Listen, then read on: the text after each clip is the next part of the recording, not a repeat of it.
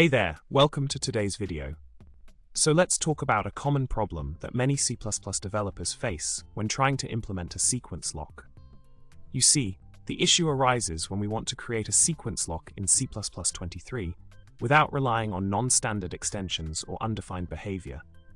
It's quite a tricky problem to tackle, especially considering the limitations imposed by the current C++ memory model. The solution to this problem lies in the proposed P1478, which introduces the concept of Bytewise Atomic Memcpy in C++23.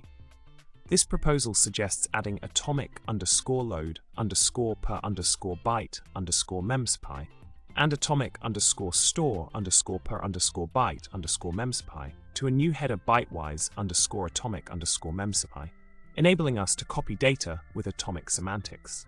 However, until this feature becomes available, there's no direct way to implement sequence locks in C++ if the payload is not an atomic type.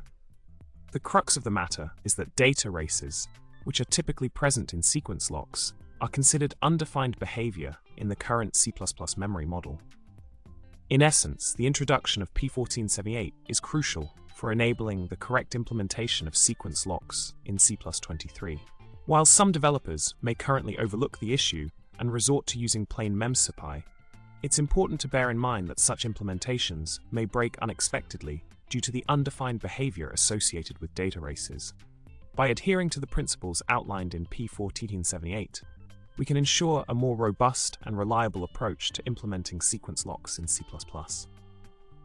To wrap things up, we've explored the challenges of implementing sequence locks in C++ and the significance of the proposed P1478 in addressing these challenges.